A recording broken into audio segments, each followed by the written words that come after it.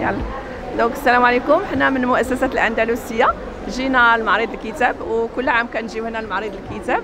التلاميذ كيعجبهم الحل بزاف، اولا كيقتنيو كتب وكيتعرفوا على حضارات اخرين.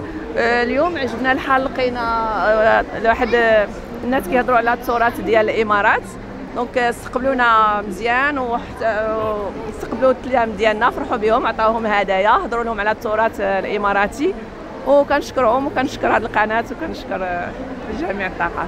شكرا. انا اللي يعجبني في هذا معرض الكتاب هو كاين بزاف الانشطه، منهم هذاك ديال السلامه الطرقيه وبزاف الحوايج، ومنهم اننا نقدروا نكتبوا بزاف الحوايج ونقراو نشوفوا شي قصص نقدروا نشريوهم. في هذا معرض الكتاب عجبنا بزاف الحوايج، بحيث خدينا القصص اللي نقدروا نستافدوا منهم، وعجبنا في هذا الرواق هنايا ديال الشارقه داروا لنا الريحه، عجبتنا بزاف، وعطاونا هاد المونيكا اللي فيها اللباس التقليدي ديالهم اللي كيلبسوهم. بصراحه كنشكر اللي قدر انه يدير هذا معرض الكتاب هنا في الرباط، حيت عجبنا بزاف، وزعما نقدروا عطاونا حتى في واحد البلاصه نقدروا نكتبوا سميتنا بالصينيه، وعجبنا هاد البلاصه بزاف. شكرا. السلام عليكم ورحمه الله. أنا سعيدة اليوم إنه أكون جزء من حفل إطلاق رواية لأديبنا السوداني أسامة رقيعة، وسعيدة جدا إنه السودان يشارك في هذا الحراك الثقافي الذي أصبح واحدة من مظاهر التجلي الثقافي لهذه المملكة الشريفة العريقة، وهي مملكة الثقافات ومملكة الحضارات، وتنصهر فيها كثير من الحضارات ذات الأصول العربية والإفريقية والأمازيغية.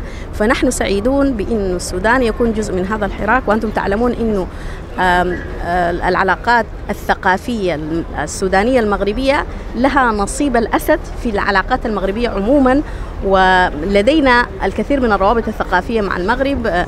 نفتخر بأنه عديد من أدبائنا، عديد من شعرائنا كانت لهم علاقات ممتدة. على سبيل المثال وليس الحصر، البروفيسور عبد الله الطيب طيب الله ثراه كان محاضر بجامعة سيدي محمد بن عبد الله في فاس لمدة 11 عام، ومعظم نتاجه الثقافي والأدبي الذي نفتخر به نحن وتفتخر به المكتبة العربية كان هذا النتاج أثناء تواجده في فاس، وهو كان من أوائل العلامات السودانيين، فلنقل العلامات على مستوى العالم الذين حاضروا في الدروس الحسنية أمام جلالة الملك الراحل الحسن الثاني طيب الله ثراه. فنحن سعيدين بأنه أخانا أسامة يجدد هذا التواصل الثقافي. أيضا سعيدين بأنه لدينا بعض دور النشر هي جزء من هذا الحراك الثقافي في المعرض، ونعد أهلنا في المغرب بأنه سيتواصل هذا التواصل الثقافي وهذا الحراك الثقافي بيننا وبين المملكة المغربية كلما كانت هناك فرصة في مثل هذه المعارض. شكرا جزيلا. مرحبا، السلام عليكم ورحمة الله تعالى وبركاته. معكم أسامة رقيعة من السودان. أنا سعيد بأن أكون جزء من الحراك الثقافي المنتظم الآن في مدينة الرباط الجميلة، ونحن سعيدين بأنه المغرب أيضا هو عبارة عن بوتقة ثقافية تنصهر فيها كثير من الثقافات وكثير من الحراك. وقع اليوم رواية النسخة الأولى من رواية شبح شفاف، وهي الرواية رقم 7. سبق وأن وقعت في معرض الشارقة للكتاب، وهو ضيف الشرف الآن كتاب مامبا سوداء وأحداث منتصف النهار وغيرها من الروايات، بجانب الأعمال القانونية اللي وقعتها سابقا، كتاب المدخل لدراسة قانون الشركات والشراكة في القانون السوداني والإنجليزي والهندي، وعدد من المقالات الصحفية التي نشرت في صحيفة الخليج الإماراتية.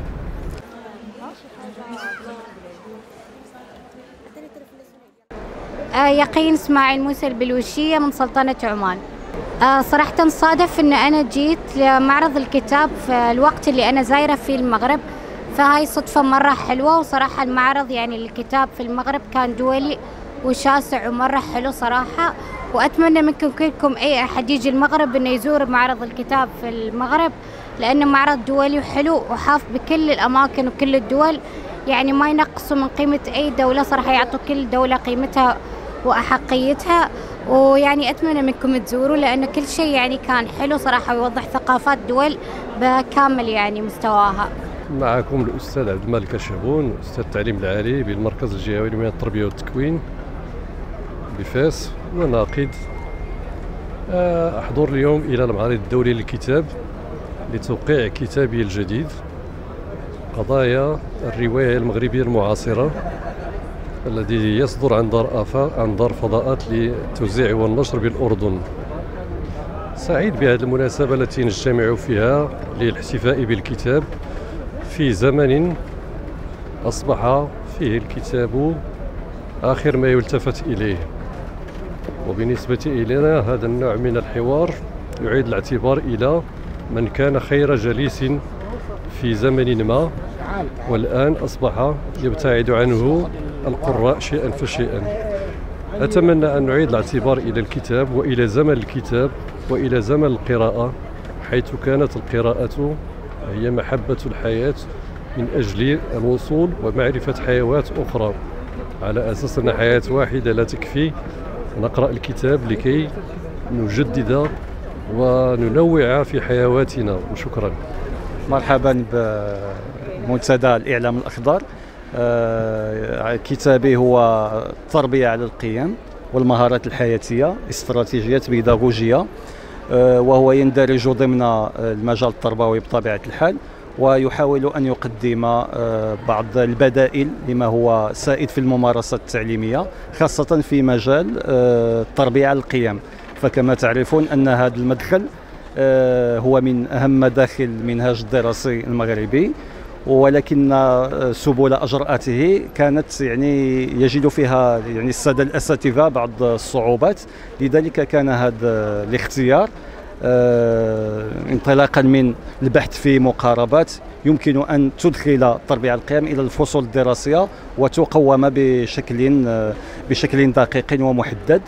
اقترحنا مجموعة من الاستراتيجيات مثل العمل بالمجموعات، العصف الذهني، تمثيل الأدوار، التعاقب الحلقي، بيداغوجيا المشروع، وهي كلها تندرج ضمن ما يعرف باستراتيجية التعلم النشط، ونؤمل أن تحقق المبتغى أي ترسيخ المدخل القيمي في المدرسة المغربية. وشكرا لكم. Bonjour, c'est pour la première fois que l'ambassade d'Ukraine participe à cet événement. C'est grand foire des livres au Maroc. Pour nous, c'est nouveau, donc c'est pour la première fois. Et vous savez que la guerre en Ukraine continue. Il y a beaucoup de dégâts même aujourd'hui, beaucoup de gens qui souffrent, mais la vie continue. Notre éditeur travaille, ils ont présenté très jolis livres. Il y a beaucoup d'éditeurs en Ukraine et les gens apprennent toujours des nouveaux, ils lisent beaucoup, ils s'intéressent beaucoup aux nouveautés. Donc vous pouvez voir tout ce qui ici, les livres qui sont présentés, un seul exemplaire, c'est pas à vendre. Après foire, tous les livres seront déplacés aux bibliothèques nationales ici à Rabat. So, hello, my name is Julian Jagers. I'm a teacher here at NIMAR, the Dutch Institute in Morocco. We are part of the embassy and part of Leiden University in the Netherlands. And what we do here is we show the newest collection of mainly Dutch Moroccan writers, translations from Dutch to Arabic or French, and some publishing houses in the Netherlands which are very famous and which produce a lot of books on the topics of Morocco, North Africa and Islam. So I can show you right here. For example, this is the publishing house Bril, which is a very old publishing house in the Netherlands, and they produce a lot of books on the topics I just mentioned. We have some more here. For example, the first Dutch to Derija dictionary, also from a professor. It's actually our former director of the institute, and it's the first of its kind.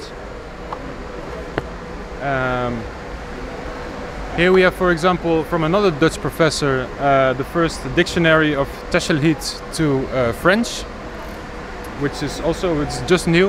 So we're just showing here the newest collection and newest publications. سلام، أنا زينب عنيبر من الرباط. أنا كنقرا في خميغ عنيباك سيونس إكس في مدرسة بريفي ديال الأطلس، واليوم جيت نقول لكم على المعرض كيفاش جاني.